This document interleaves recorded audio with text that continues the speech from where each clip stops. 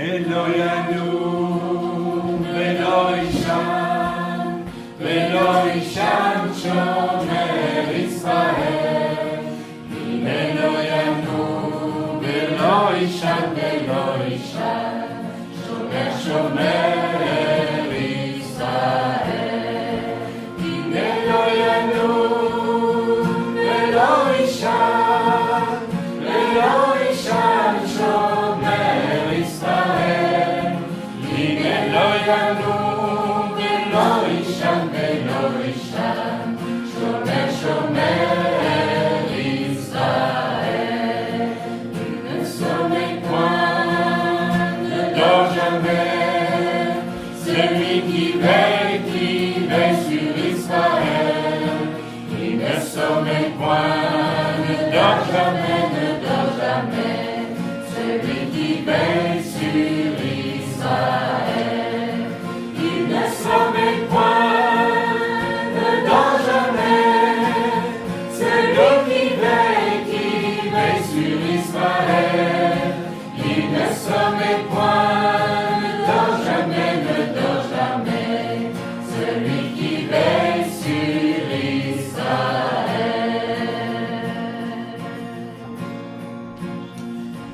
Alléluia Adonai,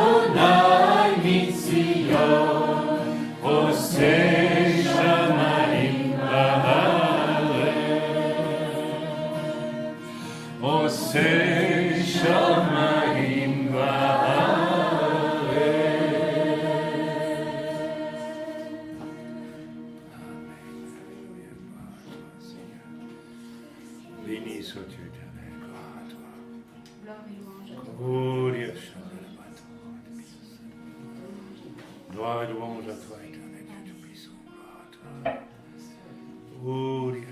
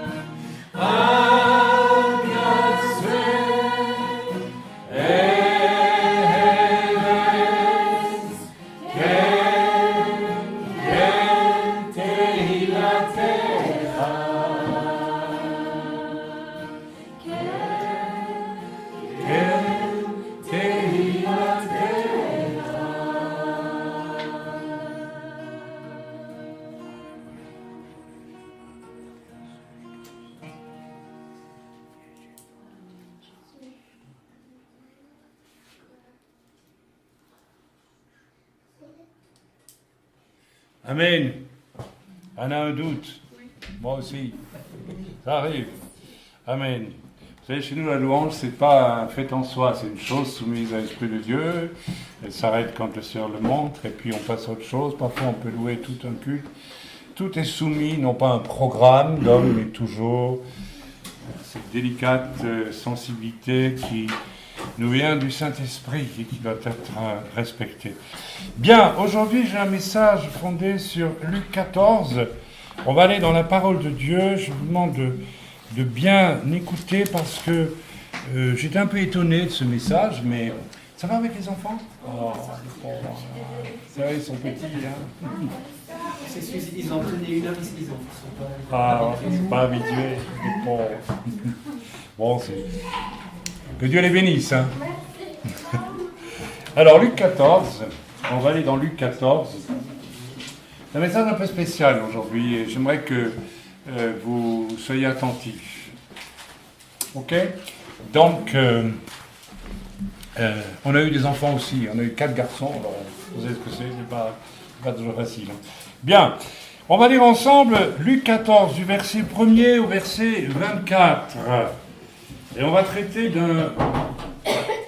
d'un sujet et aussi ça répond à un sujet négatif qui s'appelle l'orgueil. Et on va aller chercher dans les merveilles de Dieu lui-même, le cœur de Dieu, l'antidote absolu. Et on va comprendre à quel point, comment on peut échapper à l'orgueil. Parce que l'orgueil, facile de le voir chez l'autre, mais généralement on ne le voit pas chez soi. Non, on ne le voit pas. C'est un poison extrêmement subtil, extrêmement fin, qui se répand sur le monde depuis la chute. Satan est le grand patron, bien sûr, hein, on sait ça. Mais il y a, au lieu de dénoncer l'orgueil d'une manière évangélique, je dirais qu'on va plutôt essayer de chercher, ce qui est bien, il faut dénoncer, mais bon, on va plutôt essayer de chercher l'antidote absolu à l'orgueil.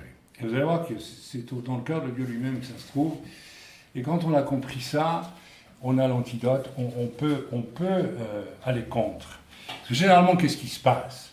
Je vous connais tous ici, et puis même ceux qui sont partis, je les connaissais. Et puis bon, on a buté sur ce problème de l'orgueil. Je vois Anna qui dit oui, hein, parce qu'elle est d'accord, c'est bien, elle peut dire oui. Mais c'est toujours terrible quand on bute sur ce problème pour arriver vraiment à prendre conscience que cet orgueil et puis de son fonctionnement. On va lire ensemble donc dans Luc au chapitre 14. Yeshua est entré un jour de Shabbat dans la maison de l'un des chefs des pharisiens pour prendre un repas. Les pharisiens l'observaient. Et voici un homme hydropique était devant lui. Un homme hydropique, c'est quelqu'un qui retient de l'eau abusivement dans son corps et ça peut devenir cancéreux, en gros. Hein. Bon, c'est juste pour vous situer la chose. On n'est pas là pour faire un cours de médecine. Yeshua prit la parole et dit aux docteurs de la loi et aux pharisiens, « Est-il permis ou non de faire une guérison le jour du Shabbat ?»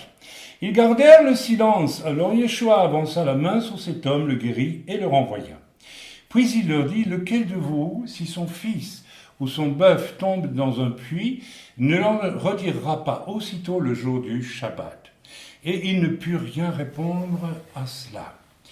Il adressa ensuite une parabole aux conviés en voyant qu'ils choisissaient les premières places. Et il leur dit, « Lorsque tu seras invité par quelqu'un à des noces, ne te mets pas à retenir les noces. » Alors, bien sûr, il y a une allusion aux noces célestes là aussi.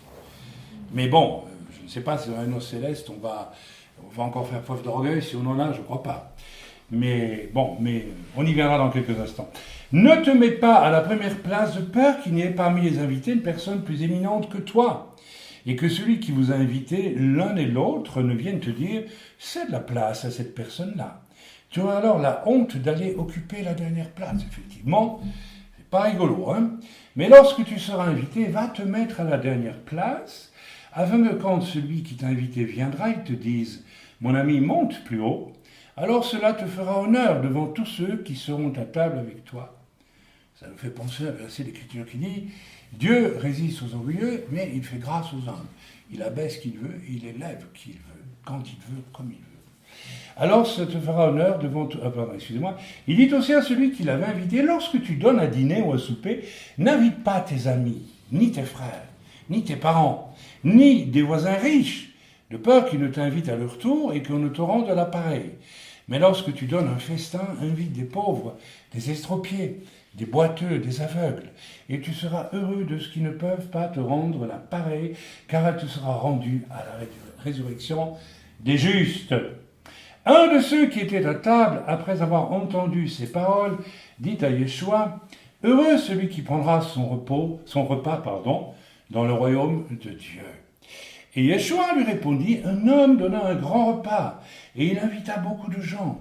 À l'heure du repas, il envoya son serviteur dire aux conviés, « Venez, car tout est déjà prêt. » Mais tous, unanimement, se mirent à s'excuser. Le premier lui dit, « J'ai acheté un champ, et je suis obligé d'aller le voir. Excuse-moi, je te prie. » Un autre dit, « J'ai acheté 5 paires de bœufs, et je vais les essayer. Excuse-moi, je te prie. » Un autre dit, « Je viens de me marier, et c'est pourquoi je ne puis aller. » Le serviteur de retour rapporta ces choses à son maître. Alors le maître de la maison, irrité, dit à son serviteur, « Va promptement dans les places et dans les rues de la ville, et amène ici les pauvres, les estropiés, les aveugles et les boiteux. » Le serviteur dit, « Maître, ce que tu as ordonné a été fait, et il y a encore de la place. » Et le maître dit au serviteur, « Va dans les chemins et le long des haies, et ce que tu trouveras, contrains-les d'entrer, afin que ma maison soit remplie. Car je vous le dis, aucun de ces hommes qui avaient été invités ne goûtera de mon souper. » Voilà. Alors, nous pouvons...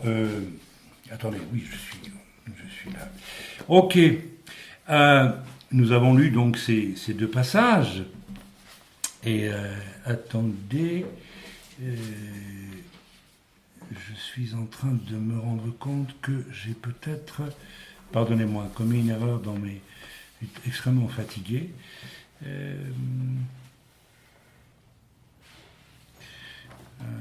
Non, je pense que c'est juste. Non, c'est juste. Pardonnez-moi. Ok, verset 1 à verset 6. Alors, relisons rapidement. Yeshua est entré un jour de Shabbat dans la maison de l'un des chefs des pharisiens pour prendre un repas. Les pharisiens l'observaient. Et voici un homme hydropique était devant lui. Yeshua prit la parole et dit aux docteurs de la loi et aux pharisiens, c'était du beau monde, hein, c'était des officiels, c'était des grands religieux. Hein. Et il leur dit, est-il permis ou non de faire une guérison le jour du Shabbat? Là, il est provoque de front, là, il y va. Hein. C'est ce qu'il fait, le Seigneur. Ils gardèrent le silence. Voilà. Alors, c'est intéressant. C'est une question embarrassante de Yeshua. Et il garde le silence. Là, vous avez 2 univers ici, dans ce début de chapitre, qui s'affrontent. D'abord, le Shabbat comme lieu stérile d'affirmation du légalisme, et je dirais du moi religieux, ce qui était le cas de ces pharisiens, qui est toujours le cas des juifs orthodoxes aujourd'hui.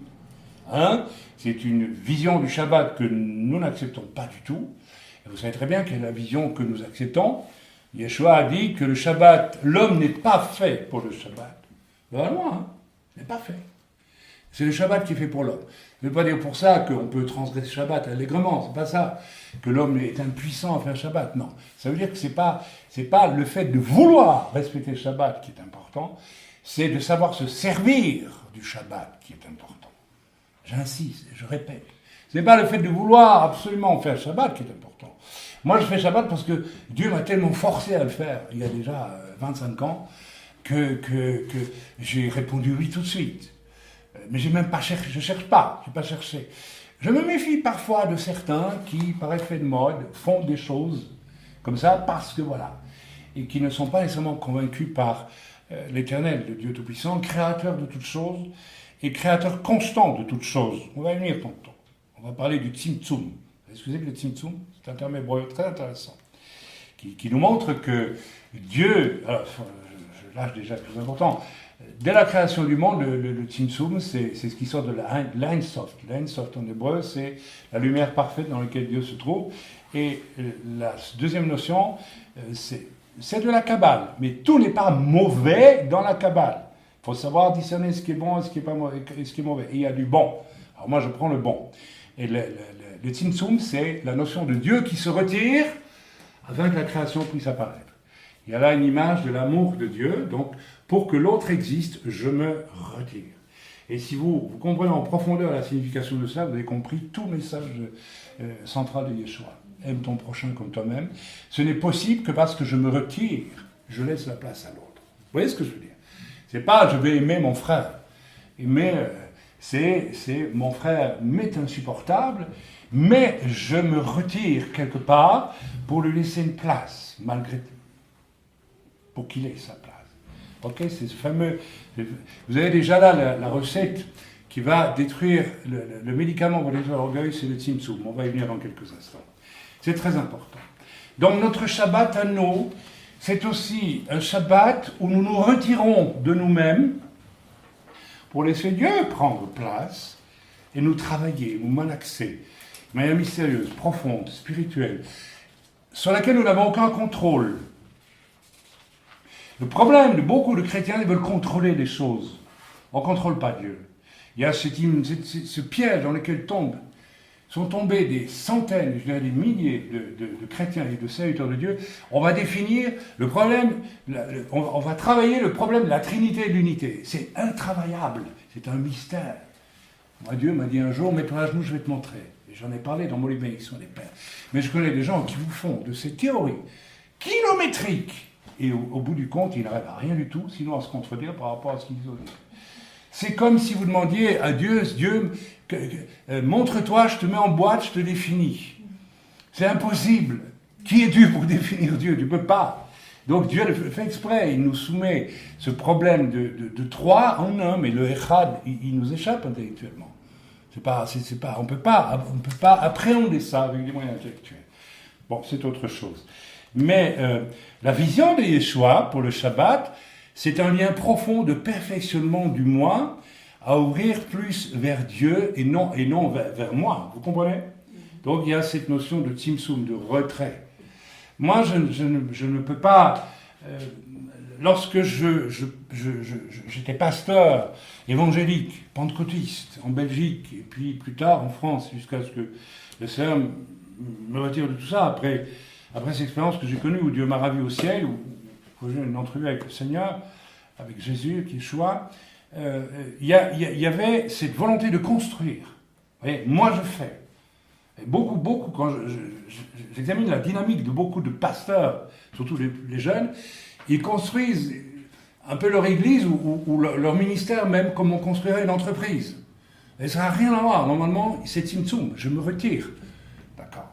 Et depuis, quand on faisait les cultes le dimanche, on montait vers la célébration du dimanche. Vous voyez, c'était le moment spirituel clé de la semaine. Puis le reste de la semaine, choum d'avoir rien du tout. Depuis qu'on fait Shabbat, il y a quelque chose d'autre qui est arrivé. Je ne sais pas si vous réalisez ça. Moi, depuis que je fais Shabbat, je sais que de samedi, Shabbat, c'est ce qui arrive au terme de 6 jours. 6 jours, c'est le chiffre, ça représente l'homme, l'humain, l'humanité, dans son activité. 7e jour appartient à Dieu. D'accord? Dieu a construit les choses sur un certain rythme. Alors faire son repos le premier jour, c'est une aberration, puisque dimanche, c'est Yom Rishon. Ce n'est pas le 7e jour, c'est le premier jour de la semaine. C'est absolument ridicule. Quand on va au bout des choses, quand on veut absolument se détacher d'Israël, à quoi on arrive? C'est ce que l'Église a fait pendant des siècles. Mais revenons à ce qui est intéressant. Depuis que je fais Shabbat, je sais, sans pouvoir même le nommer, sans pouvoir même... Je sais qu'il y a une action profonde de Dieu en moi qui se fait et qui n'appartient qu'à Dieu. Que je ne peux même pas identifier, mais je le sais. C'est quelque chose... Et vous l'avez tous expérimenté, ça. Vrai ou pas vrai? Vous sentez que vous évoluez sans pouvoir même le définir. Là, vous êtes tellement tzimtzum que c'est Dieu qui rentre et qui vous travaille. Et c'est cette fameuse notion, j'ai vécu 6 jours, et nous prenons toujours cette prière, Yom HaShishi, Vayechulo Hashamen, etc., où il nous est dit que Dieu créa tout en 6 jours, et le 7e jour, il a perfectionné la création, donc il a travaillé aussi le 7e. Alors quand on lit ça, on dit, mais il y a un problème, Dieu, tu t'es pas arrêté. Alors là, le discours qu'il a, c'est ce que Dieu veut que tu te poses comme question. Tu as fait des choses pendant 6 jours, mais est-ce que tu as été jusqu'au bout de ce que je t'avais demandé? C'est là le message. C'est une contradiction qu'on trouve dans Genèse. C'est dans Genèse, hein, dans Genèse chapitre 3, c'est ça? Non. Premier. Quand le Seigneur parle lui-même du Shabbat. En fait, il y a une contradiction, parce qu'il dit qu'il a construit Hashamayim Vaaretz, donc les cieux et le cosmos, et la terre et tout, en 6 jours. Et le 7e jour, Dieu ne s'est pas arrêté. Dieu a perfectionné sa création. Et il est dit, et Dieu sanctifia le 7e jour. Donc Dieu a sanctifié le fait de faire les choses à la perfection. Alors ça, c'est magistral et remarquable, parce que quand nous faisons Shabbat, nous savons, nous laissons l'Esprit de Dieu nous montrer sensiblement, c'est très personnel, intime. Waouh, j'ai vécu 6 jours, mais là, j'ai pas été à fond, là, j'ai pas. Et je serai toujours imparfait. Et rentrant dans cet état d'esprit, je me prépare pour les 6 jours qui viennent aussi, humblement, avec une grande humilité, pour savoir recevoir le programme de ce que je vais vivre et d'essayer de le faire en Yeshua parfaitement. Yeshua qui a accompli la loi. Donc voilà. Donc il y a là 2 notions du Shabbat qui s'opposent. Quand vous allez en Israël aujourd'hui, vous avez les descendants des pharisiens qui sont là. Ils ne nous supportent pas. Parce que pour eux, si vous venez de la synagogue le samedi soir, c'est ça, ou le vendredi, au début de la journée, en tout cas, au début de la journée, il n'y a pas de problème, mais le soir, si vous rentrez dans votre building et que vous habitez au 4e étage et que la lumière est allumée dans le couloir d'entrée, vous avez un problème. Si vous êtes orthodoxe. Parce que si la personne qui a allumé la lumière est un juif le jour de Shabbat, il a péché. Vous ne pouvez pas passer dans le couloir, autrement vous participez de son péché. Si c'est un arabe ou un chrétien qui a allumé la lumière, vous pouvez traverser le couloir. Mais seulement, comment tu fais quand tu vas de la synagogue? Tu ouvres la porte, tu vois la lumière. Tu cries peut-être à ta belle-mère, « Hey, tu ne peux pas me dire qui a allumé la lumière ?» Vous voyez, c'est absurde, on arrive à des situations absolument... Et ça, on a constamment. Donc, aujourd'hui encore, ils ont inventé règle sur règle. Ils ont un Shabbat... Si vous allez au fond des choses, je vais le dire, ils détiennent un pouvoir extraordinaire sur le peuple. Parce que le peuple a peur. Si tu transgresses Shabbat, tu vas en enfer, mon fils. Pas vrai. C'est un mensonge. Et en fait, en tenant le peuple comme cela, mais vous savez, beaucoup de milieux chrétiens ont fait la même chose. Hein. Le légalisme n'est pas seulement des pharisiens juifs. Beaucoup de légalisme. Quoi, tu quittes mon église, tu seras maudit. J'ai entendu ça sans arrêt, moi. Il y a des tas de gens qui sont venus me dire ça. Quoi, hors ma dénomination? Ah, mais non, c'est l'enfer. Il n'y a pas que les Roms qui a dit ça. Hein. En dehors de l'église, pas de salut. En dehors de Rome, pas de salut. Mais en dehors des pentecôtistes, pas de salut. En dehors des baptistes, pas de salut. En dehors de ceci. Alors, c'est la même chose. C'est le même état d'esprit. Parce que fondamentalement, il y a l'orgueil de l'homme qui se sert de ce qu'il... qui se sert de l'Église ou qui se sert d'Israël pour construire son propre... Voilà, d'où, je vous l'ai dit, l'homme n'est pas fait pour le Shabbat, mais le Shabbat est fait pour l'homme. Ici, le repos de Shabbat n'est accessible que parce que le moi religieux, légaliste, est remis en question. Il doit être atomisé. S'il n'est pas atomisé, il n'y a pas de Shabbat. C'est de la blague. C'est pour ça, certaines personnes font Shabbat sans être dépouillées de cet orgueil. Vous ne pouvez pas faire Shabbat. Shabbat, c'est le lieu de l'atomisation de soi, où Dieu rentre. Si vous n'êtes pas atomisé, vous ne pouvez pas. Donc, retenez ça, c'est tellement important. En plus, Dieu ne vous dit même pas ce qu'il fait pendant Shabbat. Mais il fait quelque chose. Vous l'avez ressenti ou pas? Vous le percevez. On ressent ça. Ok. Le légalisme, ce moi religieux légaliste est remis en question, atomisé, je l'ai dit. Alors, je tourne ma page parce que j'ai écrit à toute vitesse avant de venir, tellement j'étais fatigué. C'est ce légalisme qui s'oppose, alors attention à ceci, à la nature de Dieu lui-même. Donc, ceci est avec toute l'apparence religieuse qui peut nous détruire. Au verset 4, il nous est dit une chose intéressante. Les pharisiens à qui Jésus parlait gardèrent le silence. C'est embarrassant parce que la confrontation est absolue ici. Absolue entre le maître du Tzimtzum, Yeshua Mashiach, et Fils de Dieu et Dieu. Et comme au début de la création, il s'est retiré pour que la création puisse vivre, Yeshua va se retirer de sa vie pour que nous puissions être sauvés. C'est exactement la même notion. C'est l'amour qui est à la base. Je ne sais pas si vous commencez à saisir quelque chose là. Ils gardèrent le silence. Ils gardèrent le silence et Yeshua connaît la raison de ce silence, car il connaît leur cœur et leur cœur est habité d'un conflit. L'orgueil qui tyrannise en fixant les règles du moi je, contre l'amour qui fonctionne exactement à l'opposé. On commence. D'ailleurs, Yeshua va dire au verset 7, alors on peut commencer à relire à partir du verset 7, peut-être pas jusqu'au bout, mais il adressa ensuite une parabole aux conviés. Alors le but de Yeshua est de faire comprendre à ces braves religieux, enfin braves, ils ne sont pas si braves que ça, à ces méchants religieux. Car ce qui s'oppose à Dieu du fait de l'orgueil religieux est mauvais et fera preuve un jour ou l'autre de méchanceté. La méchanceté existe dans les milieux chrétiens. On n'ose pas la nommer, mais elle existe.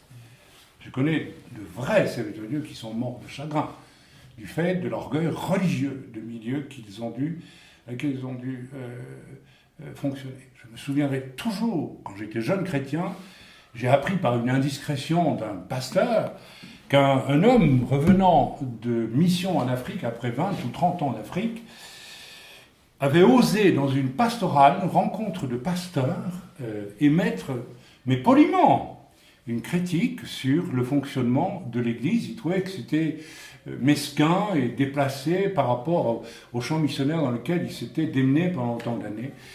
Vous savez ce qu'on a exigé de... Écoutez, encore aujourd'hui, je n'en reviens pas. Cet homme qui était humble et doux et qui a simplement voulu dire, mais vous ne pensez pas qu'on pourrait faire autrement? On a finalement exigé de lui qu'il se mette à genoux devant tout le monde et qu'il demande pardon pour avoir osé critiquer, n'est-ce pas? Non, je vous assure, c'est hallucinant. Vous dites, mais c'est pas possible. Si, c'est possible. L'orgueil religieux va conduire à toutes sortes de choses terrifiantes. Un de ceux qui étaient à table, après avoir entendu ces paroles dites à Jésus, donc à partir, j'ai dit, du verset combien, moi 7 à 24 Non, alors la section 7 à 14, partons, on y va. Il adressa ensuite une parabole aux conviés en voyant qu'ils choisissaient les premières places et leur dit, voilà, alors ici c'est l'histoire du monsieur qui vient à un repas, et puis il file droit devant et il s'installe à la première place, évidemment.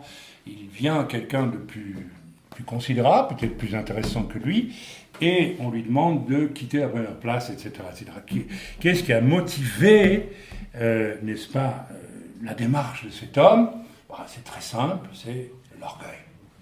Au lieu de faire tzimtzum et de se retirer et d'attendre qu'on lui donne une place, il prend une place, et évidemment, Dieu résiste aux orgueilleux et il en subit les conséquences.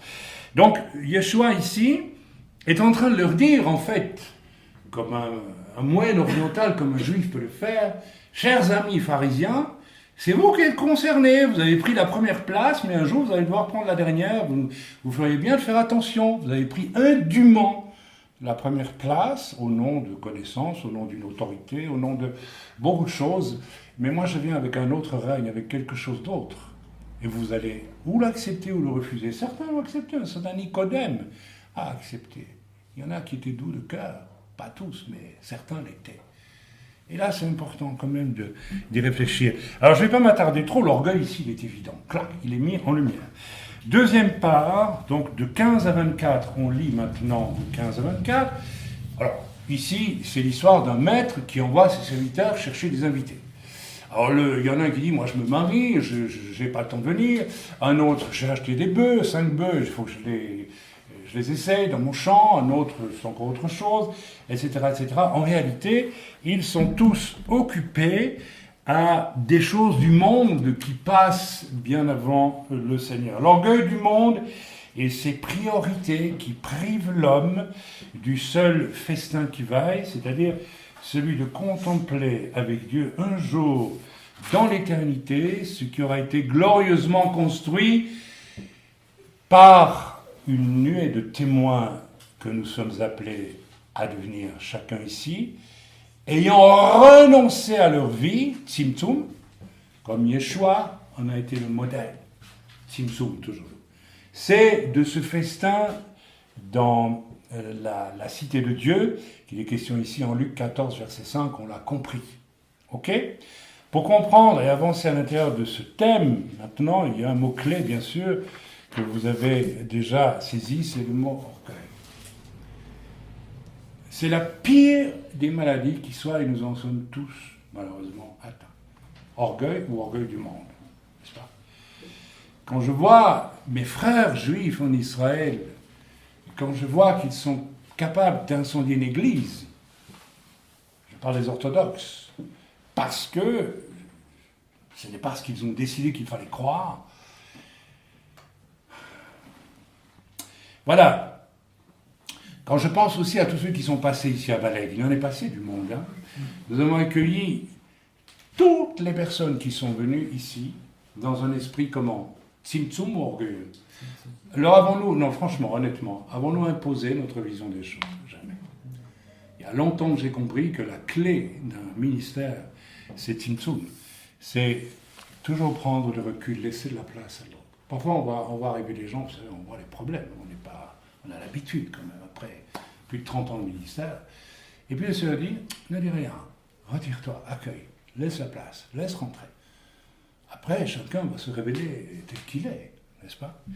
Mais nous avons, si nous sommes honnêtes et simples, nous avons constaté aussi, ce n'est pas le cas pour tout le monde. Hein. Une assemblée est un lieu ouvert. Les gens y viennent, ils n'y restent pas.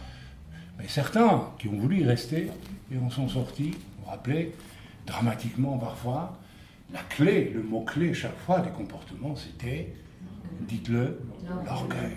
D'accord. C'est pas le cas de tout le monde, attention, je ne veux pas... Ok ?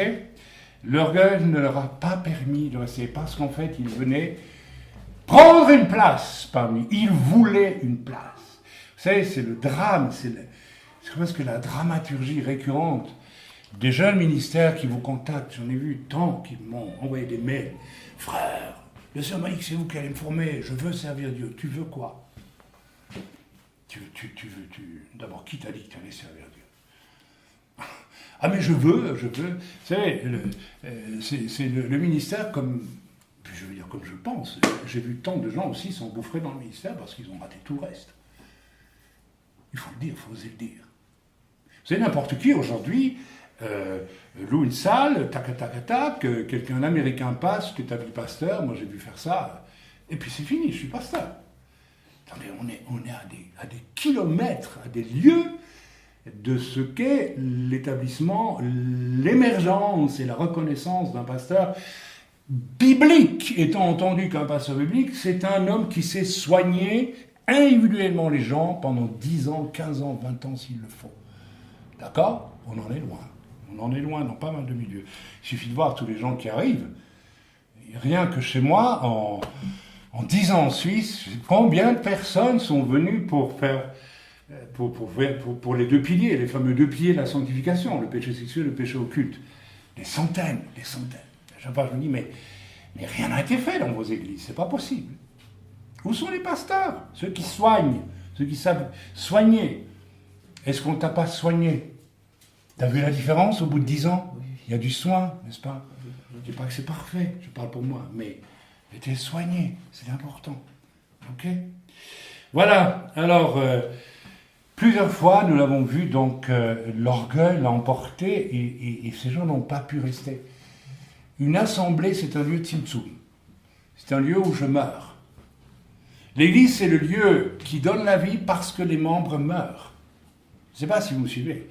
Il y a cette mort. Alors on nous le prêche, la mort à soi-même.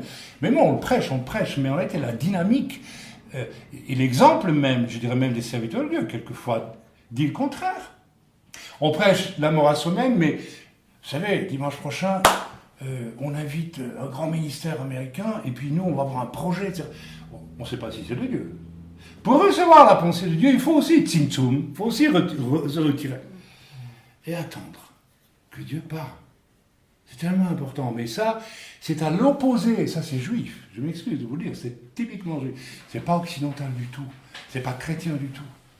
Le christianisme, actuellement, en Occident, est malade de la maladie américaine de « il faut réussir ». je suis. Toute la société américaine est construite sur on respecte l'homme qui a réussi, un homme qui arrive à faire quelque chose. Alors, moi, j'ai été aux États-Unis pendant 4 ans pour prêcher, je le dis ouvertement, il y a de la brutalité, il y a de la concurrence, avec le sourire, il y a tout ce que vous voulez, il n'y a pas le Tzimtzum.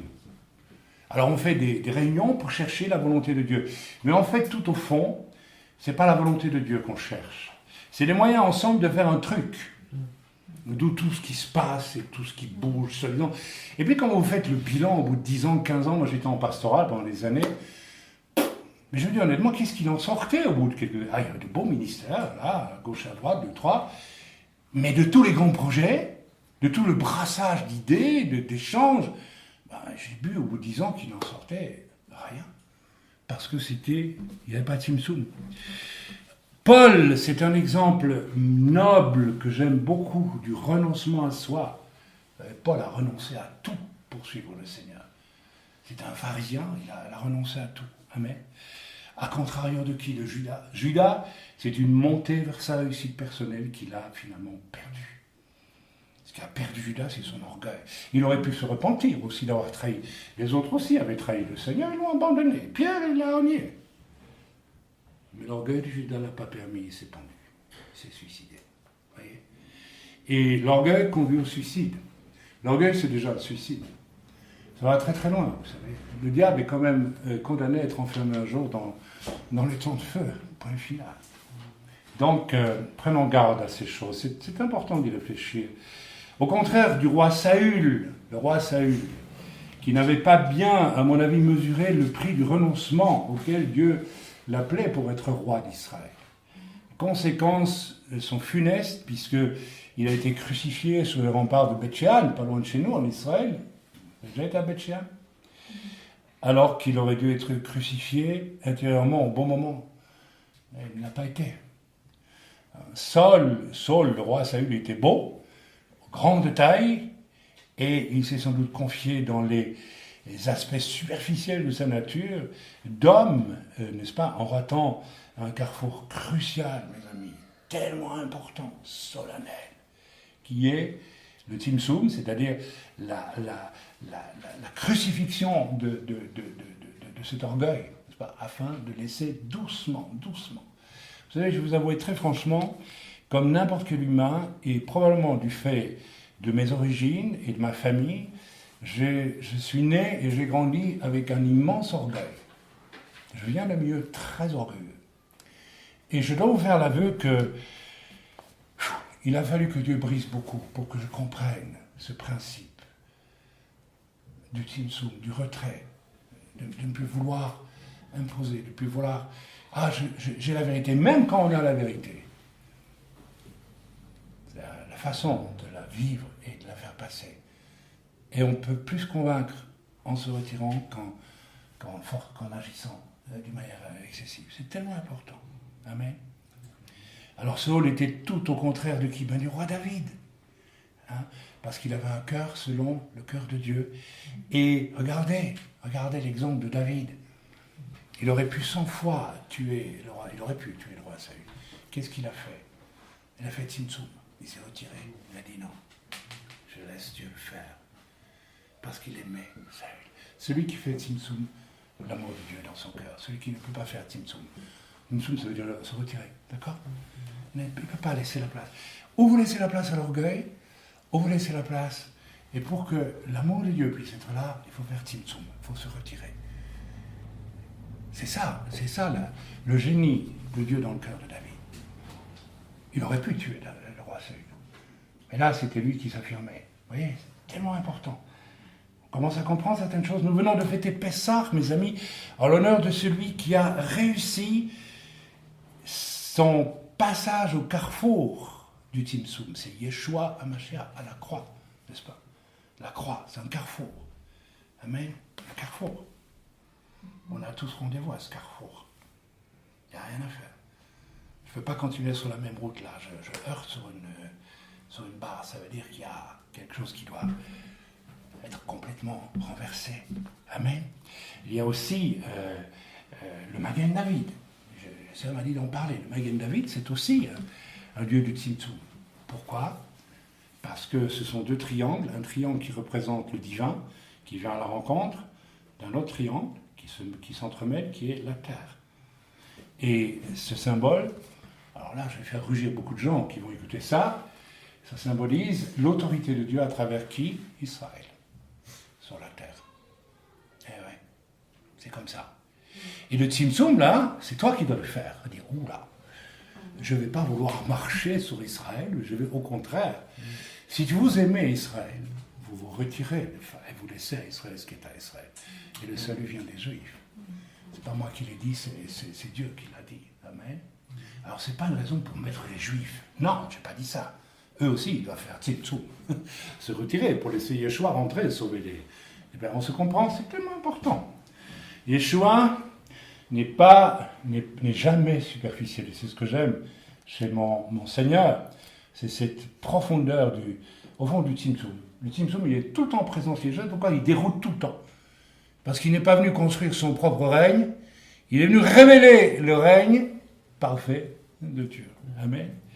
Amen. Yeshua n'est pas superficiel et le trouble, le mystère qui accompagne chacune de ces paroles vient de là. Il y a toujours un retrait qui heurte de front tous les moi. Moi, je suis. Moi, je sais. Moi, je crois. Je crois. Moi, quand je vois déjà comme ma croyance a évolué depuis que j'ai accepté Yeshua, pour arriver aujourd'hui, je me dis, oh là là, Seigneur, j'aurais dû faire Tzimtzum bien plus souvent dans la vie. J'aurais évolué beaucoup mieux et beaucoup plus. Amen. En fait, dès le commencement du monde apparaît dans le cœur de Dieu, mes amis, écoutez, c'est tellement important. N'est-ce pas, au cœur du divin, cette notion de retrait, de mort à soi-même. Alors, Dieu ne s'est pas tué, vous comprenez ce que je veux dire, de renoncement quelque part. Est-ce que vous croyez que Dieu a besoin de créer l'univers? Tout le potentiel intelligent, génial la création, Dieu l'a en lui. Il n'avait pas besoin de le créer, il l'a en lui. Si vous voulez, il allume sa télévision, il voit, il n'y a pas besoin de le créer. Est-ce que nous trouvons normal d'exister, mais en réalité, dans la pensée juive, et je crois que c'est juste, il a fallu que Dieu, sortant de là, qui est dans la pure lumière de ce qu'on appelle l'Ein Sof, c'est la pure lumière de Dieu avant la création, avec ce retrait, on appelle le Tzimtzum en hébreu, vous retiendrez ça, je l'ai dit assez souvent, retrait qui permet à l'autre de paraître. Et quand on dit que l'homme est créé à l'image de Dieu, on comprend ce que ça veut dire maintenant. Ça veut dire que si je veux que l'autre paraisse, il faut que je me retire. Alors c'est quoi se retirer? Alors il ne faut pas le singer. Il faut dire maintenant je vais me retirer, je ne vais plus parler quand on en parle. Non, c'est là que ça se passe. C'est là, c'est une disposition, n'est-ce pas, qui va naître. J'espère qu'elle est en train de naître dans vos cœurs, si ce n'est pas encore fait. Amen. Le retrait voilà, la mort à soi-même, le renoncement qui va permettre l'apparition d'une autre vie, de la vie future aussi. Il n'y a pas plus bloqueur de la vie, de l'esprit et de la vie tout court que l'Église les 3/4 du temps. Si vous prenez l'histoire de l'Église, ça a été une entreprise épouvantable de frein de la gloire de Dieu, dans le sens de Dieu voudrait révéler tellement de choses. Mais nous enfermons tellement Dieu dans des concepts qui n'ont rien à voir avec ce que Dieu veut nous dire en réalité. Attention, je ne parle pas de choses qui sortent du contexte de la parole. Mais il y a des mystères, d'ailleurs l'Écriture le dit, n'est-ce pas, que Dieu a réservé la révélation de mystères aux apôtres et aux prophètes. C'est mis dans l'Écriture. Ils sont où ces mystères? Vous avez déjà reçu une révélation d'un ou l'autre mystère? Tous les mystères n'ont pas été... l'apôtre Paul le dit. Vous auriez même la connaissance de tous les mystères si vous n'avez pas le tzimtzum qui vous permet d'avoir l'amour. Vous êtes une casserole attachée à la queue d'un chien qui fait bling bling dans la rue. C'est à peu près ce qu'elle dit, c'est la version Chaim, c'est pas grave. Amen. Dans la nature déchue, alors, donc c'est cette notion juive sacrée de l'Ein Sof suivie du Tzimtzum, donc le retrait. Si vous regardez bien, c'est exactement ce qui se passe entre nous. Quand nous nous retirons l'un en face de l'autre et que nous laissons la place à l'autre, il y a naissance de quelque chose de mystérieux. Regardez Alain et moi. Mis à part qu'il est du Nord, que je suis belge d'origine. Mais qu'est-ce qu'on a en commun? Rien. Moi, j'étais un homme de théâtre. j'étais un révolutionnaire. Alain, bah, tu étais aussi peintre de théâtre, mais révolutionnaire à ta façon. Mais on n'a rien à voir à la base. Donc si on cherche à s'affirmer l'un en face de l'autre, on va même pas avoir le début du commencement d'un atome d'unité possible. Mais ce qui nous a permis, et je suis sûr qu'il a dû faire beaucoup d'efforts en face de moi, et mais on l'a fait, maintenant on a un amour profond, n'est-ce pas? Ce Tsum ce retrait. C'est vrai dans le couple. Vous savez, ce matin j'étais fatigué. Et je vais vous faire une confidence, tant pis, j'ai le droit, j'ai 67 ans, j'ai le droit quand même. Je suis amoureux de ma femme. Non, je vous assure. Ma femme et moi étions des ennemis au point de vue psychologique, au point de vue caractériel, au niveau culture, à tout point de vue quand nous nous sommes connus. Vous ne pouviez pas trouver un couple plus déterminé à l'échec qu'Elisheva et moi quand nous nous sommes rencontrés. Je vous assure. Vous connaissez mon histoire. J'étais amoureux de sa copine, je n'étais pas encore né de nouveau à l'époque. J'étais profondément épris de sa copine à l'Académie des Beaux-Arts de Liège, qui m'a présenté sa copine, Elisheva. Quand je l'ai vue, je dis non, ne m'intéresse pas. Voilà. Humainement, ne m'intéresse pas. C'est-à-dire que mon moi disait stop. Et son moi, elle, disait la même chose en plus. Et curieusement, 2 semaines après, dans la rue, curieusement, est-ce que tu veux m'épouser? Je dis, mais tu es fou, pourquoi tu lui demandes ça?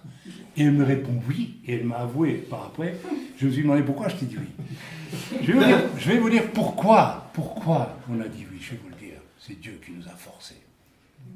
Nous étions programmés pour l'échec absolu. D'ailleurs, avant notre conversion, pendant les 5 ans, 3 ans, on s'est séparés 42 fois. Et ces jours-ci, je me dis, mais Seigneur, mais je vais le dire, ma chérie, tu ne m'en veux pas. On ressent une espèce d'amour. Et je me dis, mais Seigneur, comment tu as fait pour mettre cet amour entre nous? Mais un amour, je ne peux pas. Et Dieu m'a dit, vous avez fait Tzimtzum. Vous avez fait Tzimtzum. Vous avez renoncé, l'un en face de l'autre, pendant 37 ans. 38, me dit ma chérie. 38 années de renoncement. Mais, je vous assure, ce que vous trouvez après, ça n'a pas de prix. Je peux vous assurer un amour comme le nôtre. J'ai l'impression qu'on va exploser tous les deux avant de mourir. C'est pas possible. Je vous assure. Il y a là une clé, et j'aimerais tellement qu'on comprenne cela. Toutes mes sœurs me disent c'est ça. Arrêtez de vouloir vous imposer. Arrêtez, s'il vous plaît. Vous allez rater votre vie si vous faites ça. Vous allez tout rater. Vous allez de frustration en frustration. Il faut apprendre à faire Tzimtzum. Il faut apprendre à faire ça. C'est tellement important, mes amis. C'est la même chose dans les couples, c'est la même chose dans les relations, etc., etc. Qu'est-ce qui fait que cette petite assemblée de Balègue, nous savons, nous, que nous avons une grande unité, n'est-ce pas? Est-ce que nous l'avions il y a 10 ans? Non. Comment on a fait? Vous avez fait pas mal de Tzimtzum, et j'en ai fait beaucoup aussi. Et les uns par rapport aux autres. Et maintenant, quand vous regardez les uns les autres, vous ne sentez pas cette unité? Personne ne pourrait la détruire, vous le savez bien. Parce que c'est devenu à l'image de Dieu, voyez-vous. Echad. Voilà le mystère des 3 en 1. Incompréhensible, mais réel. Cette femme et cet homme, ensemble, plus unis, comme s'ils n'étaient plus qu'une seule personne. Incompréhensible. Et toujours elle, je suis toujours moi. Mais ils sont Echad, absolument Echad. C'est tellement puissant, c'est tellement bien. C'est l'apanage de toutes les tyrannies, de toutes les dominations, c'est aussi la force qui peut passer en nous et nous opposer au divin lui-même, mes amis. Cet orgueil, à tel point que nous ne le réalisons la plupart du temps même pas, n'est-ce pas, que cette force de destruction est en nous. Ce qui nous excuse pas, car sans que nous le réalisions, est en fait le fruit d'un empoisonnement de la conscience qui s'appelle l'orgueil. Attention, l'orgueil vous rend aveugle par rapport à votre orgueil. Et je peux même vous dire, j'ai connu cela dans ma jeunesse, j'étais fier de mon orgueil. Parce que j'étais solitaire et voilà, j'étais une personnalité, et puis voilà, j'allais y arriver, j'allais montrer à tout le monde, vous voyez ce que je veux dire. Alors qu'en fait, j'étais en train de faire souffrir plein de gens, je ne m'en rendais même pas compte. Mon arrogance faisait souffrir mes parents, faisait souffrir des gens autour de moi. Et je ne le voyais même pas, je ne m'en rendais même pas compte. J'étais enivré, fier de cet orgueil. Mais vous l'avez été aussi, par moments. Vous n'en avez pas rendu compte, vous avez oublié, mais vous l'avez été.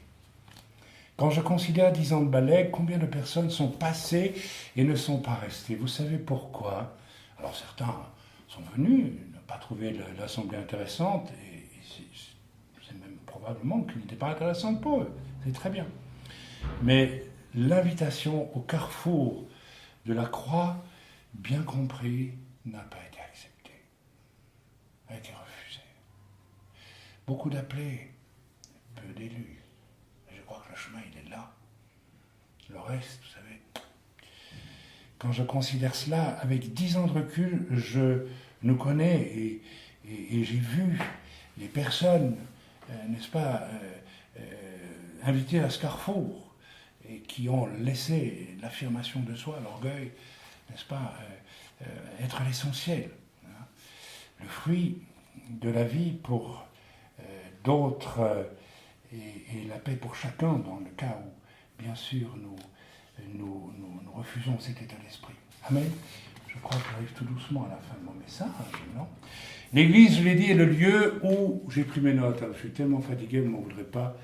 Je ne fais pas l'habitude, mais là, je le fais. L'Église est le lieu où naît la vie, mes amis, la vie de Dieu. C'est une banalité, ce que je dis. Mais c'est grandiose. C'est considérable. Est-ce que nous avons réfléchi? Est-ce que c'est la vie de Dieu qui s'épanouit parmi nous? Ou bien c'est à tant d'assemblées où je suis allé, où c'était la vie des hommes qui s'épanouissait à travers des conflits, des critiques. Bon, je parle mais vous savez, vous connaissez. Amen, vous avez connu ça aussi. L'Église est le lieu où naît la vie dans la mort volontaire à soi de chacun. En dehors de cela, pas d'église, n'est-ce pas? Une des raisons pour lesquelles tout le monde lit, par exemple, je vais passer à autre chose apparemment, mais en fait j'en suis pas éloigné, le modèle biblique de l'Église quand on lit le livre des Actes. On a entre les lignes tout un fonctionnement qui nous montre à quoi servent les ministères, comment ça fonctionne ensemble, etc. Exemple, Philippe, évangéliste, réveille en Samarie. L'Esprit de Dieu dit, Philippe, tu t'en vas, tu vas sur la route de Gaza. N'importe quel jeune ministère aujourd'hui amènera un réveil comme Philippe en Samarie, il s'installe, il loue un local, église de Philippe des derniers jours, crac, voilà, et puis il est invitant pastoral partout, on parle de lui, voilà, c'est une vedette. D'accord, c'est à peu près ça. Non, Philippe, il s'en va. Pourquoi? Parce que Philippe, il est prêt à faire Tzimtzum. Dieu lui dit, tu te retires, il se retire, il s'en va. Il part, c'est tout, voilà. Et c'est comme ça que ça se passait dans le temps primitif de l'Église. Les gens ne suivaient pas leurs désireux lorsque Paul et Barnabas sont à Antioche. Qu'est-ce qu'ils font? Ils font Tzimtzum. Ils pourraient dire, voilà, on est passé chez vous, on a travaillé, on a évangélisé, on continue notre ministère. Non, ils font Tzimtzum. Dieu leur dit, vous bougez pas. Ils font Tzimtzum, ils se retirent.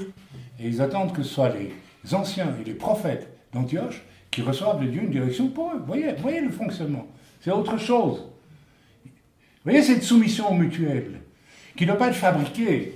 On ne va pas réunir des hommes et dire on va être soumis les uns aux autres. On est soumis à l'esprit et par conséquent à l'Église dans un fonctionnement biblique. Et on en est loin aujourd'hui. Sauf dans certains milieux où ça bouge. Alors vous savez, je vous l'ai déjà dit et expliqué, j'ai été invité dans plusieurs églises à une époque pour parler. Parce que les gens avaient lu mon livre, qui est là, Ecclésia notamment. Bon, je commençais à mettre en question tous ces fonctionnements pyramidaux et autres. Alors il dit, mais c'est génial ce que tu dis là.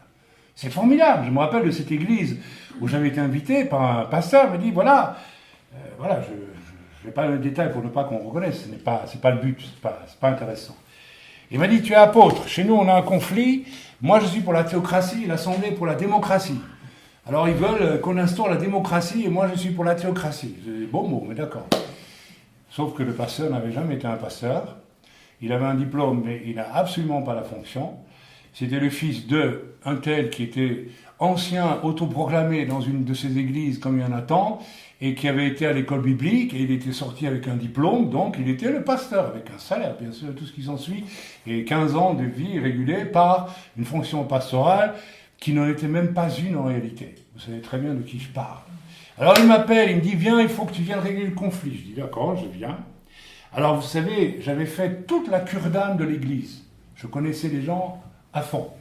On avait fait un travail sur les 2 piliers, avec tout le monde dans cette église. Il m'avait invité, le pasteur, j'étais venu.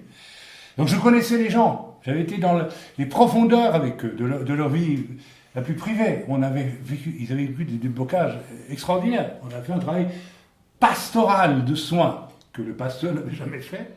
Tout simplement, il ne pensait même pas qu'il devait le faire. Alors moi, j'arrive dans cette église, je vois les sourires de tous les gens qui se disent « Il va tenir avec nous contre le pasteur ». Et le pasteur me regarde avec nos sourires et dit « Tu vas tenir avec moi contre l'église ». Je dis « Seigneur, tu m'as emmené dans un drôle de piège, qu'est-ce que je vais faire ?» Il me dit « Tracasse pas ». Et au moment où je me lève, ou m'invite à venir sur l'estrade, le Seigneur me dit « Pose-leur une seule question, comment cette église a-t-elle démarré ?» Alors je pose la question, mais mon frère, mais ça n'a rien à voir avec tout ça. Je dis, écoutez, vous m'avez invité, je suis venu, ou alors je retourne m'asseoir, je m'en vais. Mais ça m'a dit, je vous demandais comment cette église a-t-elle démarré. Ah, mais c'est parce qu'il y a 25 ans, il y a eu une dispute dans telle église, et puis non. 4 hommes sont partis, et puis ils ont fondé l'église ici.